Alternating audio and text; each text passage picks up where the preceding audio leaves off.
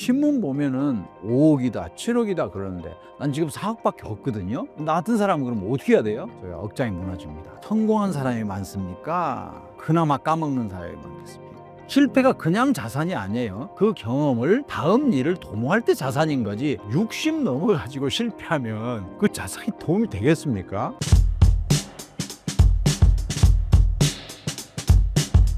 노후 준비는 언제부터 시작하는 것이 현명하다고 생각하시나요? 굉장히 좋은 질문이세요.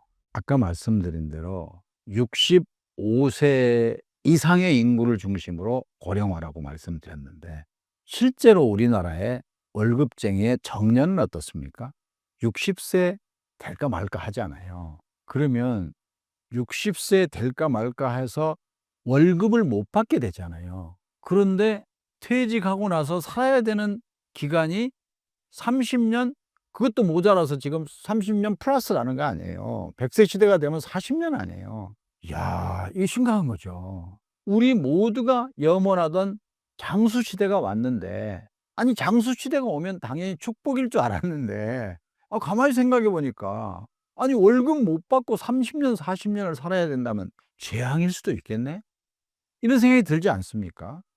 그래서 제가 지금 고민하는 테마는 100세 장수 시대를 맞아서 어떻게 하면은 그 장수 시대를 재앙이 아닌 축복으로 만들까 하는 거를 연구하고 있습니다. 그러면 지금 질문하시기를 언제부터 해야 돼요? 그거는 답은 너무 간단합니다. 지금부터 해야 됩니다. 그러면 예를 들어서 30세인 막 회사 생활을 시작한 젊은이 입장을 보겠습니다. 아니, 내가 지금 30세인데 정년 이후에 노후를 준비하라니 그건 지나친 거 아닙니까? 이렇게 말할 수 있습니다. 계산해 보세요. 30세부터 정년까지 30년 일합니다. 만약에 90세까지 산다면 그걸로 60년 살아야 되잖아요. 100세까지 산다면 70년 살아야 되잖아요. 오늘부터 시작한다고 해서 준비가 빠르다고 할 수 있겠습니까? 아니지 않습니까?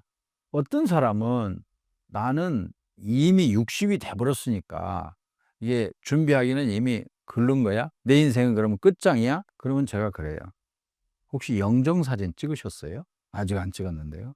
영정사진으로 찍을 수 있는 가장 젊은 사진은 오늘 찍은 사진입니다. 그러니까 지금 포기할 수는 없는 거잖아요, 인생을. 그러면 묻지 말고 노후에 대한 준비, 적어도 노후에 대한 설계는 지금 이 순간부터 할 수밖에 없겠구나 하는 말씀을 드릴 수밖에 없습니다. 노후 준비를 시작하는 데 있어 가장 먼저 점검해야 할 것은 무엇인가요? 좋은 말씀이에요. 정말 좋은 말씀이에요. 1번, 생각지도 않거든요. 내가 월급 못 받고 30-40년 살아야 된다는 그거를 자각부터 해야 되는 거예요. 그렇지 않습니까? 우물쭈물 하다가 그냥 60세 되면 어떡하려고 그래요. 오늘 현재, 야, 그렇지. 환갑 지나고도 30-40년 살아야 된다네. 이거를 자각하는 게 1번이에요. 두 번째는 각자 처지가 다 달라요. 이거는 기성복 가지고 말할 수 있는 게 아니에요. 각자가 자기 치수에 맞는 준비를 해야 되지 않겠습니까? 그렇죠? 근데 제가 기성복으로 말씀드릴 수 있는 거 딱 하나만 하고 넘어가겠습니다. 저는 국민학교 6년 동안 배운 거예요. 그거는 100세 장수 시대를 맞는 준비의 기초 중의 기초예요. 6년 동안에 국어 시간에 배운 주제 파악과 산수 시간에 배운 분수시키는 거예요. 많은 사람들이 주제 파악과 분수를 잊어버리고 자기 분에 넘는 소비를 하거나 옆에 친구가 또는 친척이 사는 걸 보면서 과소비를 하거나 지출을 많이 하거나 저축을 더 적게 하거나 이런 사람이 있거든요. 이거는 기성복으로서 누구든지 쓸 수 있는 거예요. 주제 파악과 분수시키는 거. 그러나 얼마 정도 저축해야 됩니까? 몇 퍼센트를 저축해야 됩니까? 그거는 제가 드릴 수가 없어요. 각자가 몸의 치수가 다르기 때문에 맞춤형 준비를 해야 됩니다. 대부분의 사람들은 노후 준비에서 가장 중요하게 생각하는 게 경제적인 부분인데요. 최소 몇 억 이상은 있어야 한다 등에 대해서 어떻게 생각하시나요? 그렇게 이야기하는 사람 보고 내가 그건 기성복이 맞지 않아. 이렇게 말하면 서운해할 거니까 제가 생각하는 거를 말씀드릴 수밖에 없겠습니다. 노후에 어느 정도의 돈이 있어야지 그래도 남 부끄럽지 않은 생활을 할 수 있을까 하는 거는 금액의 문제가 아니다. 이렇게 이야기를 하고 싶습니다. 무슨 이야기냐면 60세가 돼서 직장을 은퇴하고 나면 이쪽에서 벌어들이는 근로소득 월급은 없어지는 거잖아요. 그러면 그다음에 뭐예요? 남은 거는 그때까지 모아 놓은 돈을 가지고 사는 거잖아요. 모아 놓은 돈을 많이 모은 사람은 돈이 돈 벌어다 주는 것도 있겠죠. 그게 인제 뭐 주식이니 펀드니 뭐 부동산이니 이런 이야기를 하는 사람들이 아마 우리 신사임당 구독자 중에도 많이 그런 데 관심이 있어 갖고 듣고 또 이게 연사 중에도 그런 말씀을 많이 하실 건데 요 이야기는 당연히 맞는 이야기죠. 그러니까 소득이라는 건 항상 두 종류가 있는 거예요. 하나는 일해서 버는 근로소득이 있고 돈이 덤불어다 주는 재산소득이 있는 거 아닙니까? 그러면 근로소득이 끝나고 나면 자기 손에 쥔 재산을 가지고 나머지 인생을 살아야 되잖아요. 두 종류가 있어요.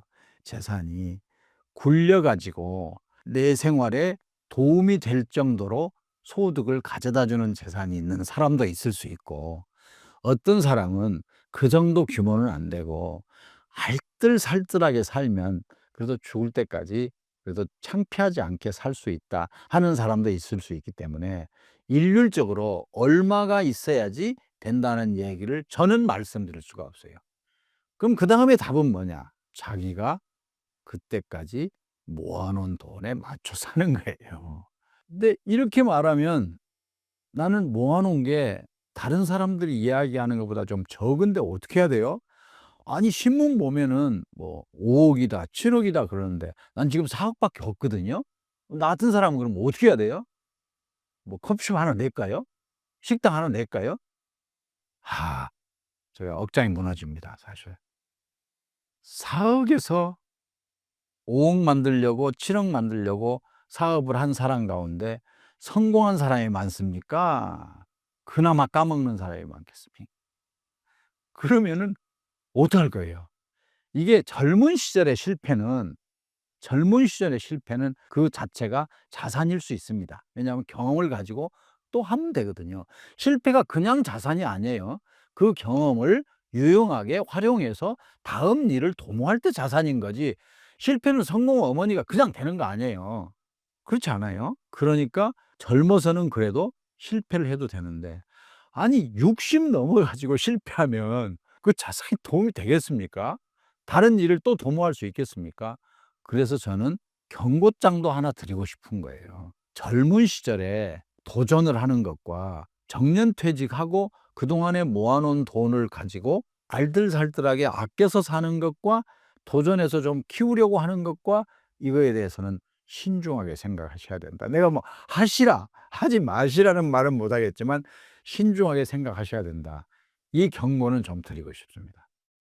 돈이 많은 것과 행복한 노후는 어느 정도 연관성이 있다고 생각하시나요? 아리스토텔레스가 한 2300년 전에 살다 간 사람이에요. 아리스토텔레스가 소크라테스, 제자 플라톤, 제자 아리스토텔레스 2300년 전에 살다 간 아리스토텔레스가 이런 말을 했습니다. 인간이 그 자체로서 추구하는 궁극적인 가치는 딱 하나밖에 없다. 행복이다. 나머지 모든 거는 돈을 포함해서 권력이든 명예든 지위든 행복을 추구하는 수단이다. 이렇게 이야기를 했거든요. 자, 그 말씀을 바탕으로 제가 돈에 대해서 정의를 해 보고자 합니다. 돈은 없으면 불편한 거예요. 없으면 불편하다 그러니까 그 뒷장을 쳐다보려고 그래요. 야, 그러면 많으면 편한 건가? 아니에요. 아니에요. 불편하지 않을 정도까지만 있으면 그다음에는 돈이 많은 순서대로 행복하지 않다 하는 것을 1974 년에 이스터링이라고 하는 펜실베니아 대학의 경제학자가 연구를 한 거예요. 그 사람의 정식 논문의 제목은 영어로 말하면 Does Economic Growth Improve the Human Lot이라고 하는 경제 성장은 인간의 행복을 증진시키는가? 결론 아니라는 거 아니에요. 근데 그냥 아니라는 건 아니에요. 인간이 기본적인 욕구를 충족할 때까지는 그렇다. 그렇잖아요. 우리나라가 세 끼 밥도 못 먹던 1961년에 우리나라가 $100도 안 되던 시대에서 1973년에 하루에 $1가 되니까 세 끼 밥 먹게 됐어요. 1977년에 $1000가 됐어요. 여기까지 올 때는 많을수록 좋잖아요. 근데 어느 순간부터 우리나라가 1994년에 $10,000가 됐어요. $10,000가 된 이후에는 더 많아진다고 더 행복합니까? 퀘스천이야. 지금 최근에 우리가 $30,000 넘지 않습니까? 2006년 $20,000였거든요. 그러면 2006년보다 지금 더 행복하십니까? 물어보면 그럴까요? 안 그럴까요? 아닌 사람도 많지 않겠습니까?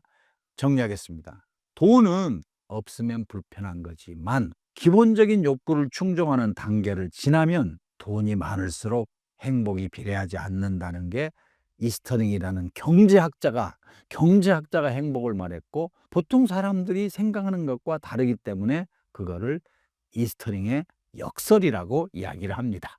이해를 단 분도 계실 수 있어요. 나 그래도 많으면 좋겠다 이런 사람도 있을 수 있지만, 제가 좀 말씀드리고 싶은 거는 많으면 좋겠다는 생각을 가진 사람 중에 부족하지 않을 정도의 돈이 마련됐는데도 불구하고 돈을 더 벌려고 행복을 희생하면서 돈 벌다가 죽은 사람도 있다. 그래서 적당한 정도의 조화를 이루는 마음가짐, 이게 중요하다. 그래서 지금부터는 사실은 돈에 관한 이야기보다는, 물론 이제 신사임당 구독자는 5만 원 지폐에 나오는 신사임당처럼 부자가 되는 거가 가장 관심사 중에 하나겠지만, 저는 부자가 되는 것만으로써 행복이 보장되는 것은 아닙니다 하는 말씀을 좀 드려보고 싶습니다. 100세 시대를 준비할 때 돈 다음으로 준비하면 좋은 것은 무엇인가요? 그게 이제 굉장히 중요한 건데, 우선 밥만 먹고 사는 게 아니잖아요, 사람이.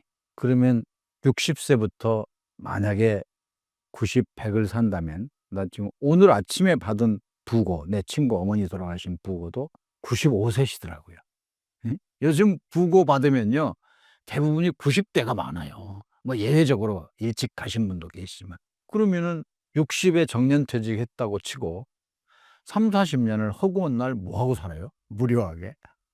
그게 아니잖아요. 그래서 삶의 보람은 어디서 찾을 것인가 하는 게, 그다음에 장수가 재앙이 아닌 축복으로 만드는데 나머지 반에 해당되는 거 아니겠습니까? 삶의 보람을. 그래서 지금부터는 삶의 보람에 관한 얘기를 좀 해보려고 합니다. 첫 번째는요, 배움이에요, 배움. 배움은, 새로운 것을 깨치는 기쁨은 이게 굉장히 중요한 건데, 어떤 사람들이 그게 돈이 되냐 밥이 되냐 그래요. 그거 배워가지고. 근데 그 자체가 기쁨인 거예요. 오죽하면은 2500년 전에 공자님이 하신 말씀이 요약해 놓은 게 논어잖아요. 논어의 첫 번째 문장이 오죽하면 학습으로 시작하겠어요. 하기 시습지 불력 여러화. 배우고 때로 익히면 기쁘지 아니한가. 그 자체가 기쁜 거예요, 배움은. 근데 사실은 그것만이 아닙니다. 그 자체가 기쁠 뿐만 아니라, 지금 2500년 전에 공자 시대가 아니에요. 21세기예요, 지금. IT, AI 시대예요. 만약에 배우지 않으면 뒤처져요. 손자한테도 무시당해요. 그래서 이렇게 급속하게 변화하고 있는 사회에 뒤떨어지지 않으려면 배움의 끈을 놓아서는 안 됩니다 하는 게 배움이에요. 배움의 최고의 장점을 한번 말씀드릴까요? 배움의 최고의 장점은요, 배워서 남주자입니다. 제가 여기 나와가지고 이렇게 말씀드리는 거는, 제가 스스로 배워서 깨친 거를, 야, 이게 장수시대가 축복이 아니고 재앙일 수도 있겠어 하는 고뇌에서, 이거 이 시대를 함께 살고 있는 많은 사람들에게 내가 좀 알려주고 싶어. 그래서 나온 거예요. 출연료 받으러 나온 게 아니고. 그런데요, 묘한 거 있습니다, 여기에. 제가 지금 제 머릿속에 있는 거를 신사임당 구독자들에게 나눴잖아요. 그럼 제 머릿속에 있는 게 없어질까요? 안 없어져요. 이 배워서 남주는 건요, 내가 손해날 게 아무것도 없는 거예요. 보통요, 경제학에서는 교환의 이득이라고 하는 걸 가르칩니다. 그렇지 않습니까? 예를 들면 우리 김 작가가 사과를 좋아해요. 나는 배를 좋아하고. 근데 김 작가는 배를 갖고 계시고 내가 사과를 갖고 있어요. 그러면 어떻게 먹는 게 좋아요? 서로 교환해 먹는 게 좋죠. 그거를 gains from trade, 교환의 이득이라 그래요. 그래서 나눠 먹었어요. 교환해서 먹었어요. 그래 봤자 사과 하나, 배 하나는 변하지 않아요. 근데 내가 지금 말씀드리는 거를 신사임당 구독자 앞에서 이렇게 해 가지고 많은 분이 듣고 '그래. 준비해야 되겠네.' 그러면 내게 줄어듭니까? 나는 손해나는 게 하나도 없어요. 그만큼 수천 배, 수만 배, 수십만 배 지식은 퍼지는 거예요. 그래서 저는 배움이라는 거에 꼭 나누고 싶은 게 배워서 남 주자. 얼마나 중요한 보람입니까, 보람. 내가 깨친 거를 남하고 나눈다는 거는. 두 번째가 꼭 하고 싶은데요. 한국은 세 끼 밥도 못 먹는 가난한 나라에서 다이어트를 생각하는 나라로 바뀌었잖아요. 제가 이제 외국 사람들하고 말할 때는요, 영어로 from hunger to diet 이렇게 말하거든요. 그렇지 않습니까? 그런데 문제는 어디가 있느냐. 2003년부터 자살률이 세계에서 1등이에요. 아니, 배고플 때도 그렇게 자살률이 안 높았는데 35,000달러가 넘은 이 시점에 그것도 2003년부터 20년 이상을 왜 한국은 자살률이 그렇게 높을까요? 그거는 이렇습니다. 우리가 못 살 때는 다 같이 못 살았어요. 그래서 배는 고팠지만 아프진 않았어요. 근데 나도 돼지갈비 정도는 먹을 수 있게 됐어요. 근데 옆집에서 소갈비 냄새가 나. 배가 아파진 거예요. 이거는 약국에 가도 약이 없어요. 이게 우리나라의 경제 문제를 해결하고 난 다음에 태동한 사회 문제입니다. 그거를 상대적 빈곤감이라 그래요. 자기 자신의 오늘과 자기 자신의 어린 시절을 비교하면 많은 사람이 나아졌을 겁니다. 그런데 그렇게 비교 안 해요. 자기 자신의 오늘과 학교 다닐 때 나보다 공부 못했는데 지금 잘 살고 있는 그 사람만 생각하면서 비교하니까 배가 아픈 거예요. 그래서 우리나라는 소위 가진 자 해부와 못 가진 자 해부 낫이 딱 반반씩이에요. 그러니까 대통령 선거하면 표차가 얼마나 많이 납니까? 지난번 대통령 선거에 1% 미만이었지 않습니까? 그 얘기는 경제 발전했다. 그래, 알겠어. 누구를 위한 경제 발전이야? 내 몫은 어딨어? 이런 사람이 반인 거예요. 그러면 35,000달러가 됐으면 이거는 잘만 쓰면 이미 부족함이 없는 나라가 됐지 않습니까? 두 번째 행복을 가져다 주는 거는 비교하라. 그 대신에 목 디스크를 조심해서 위만 쳐다보지 말고 전후 좌우도 둘러보고 나보다 어려운 사람도 있다는 사실을 인식하면 그 사람에게 나눔을 실천하라 하는 게 나이 들면서 행복해지는 굉장히 소중한 가치다. 이 말씀을 드리고 싶어요. 그래서 저는 장수 시대를 맞아 행복의 두 가지 큰 비결을 이야기하라면 배움과 나눔입니다. 이 말씀을 꼭 드리고 싶어요.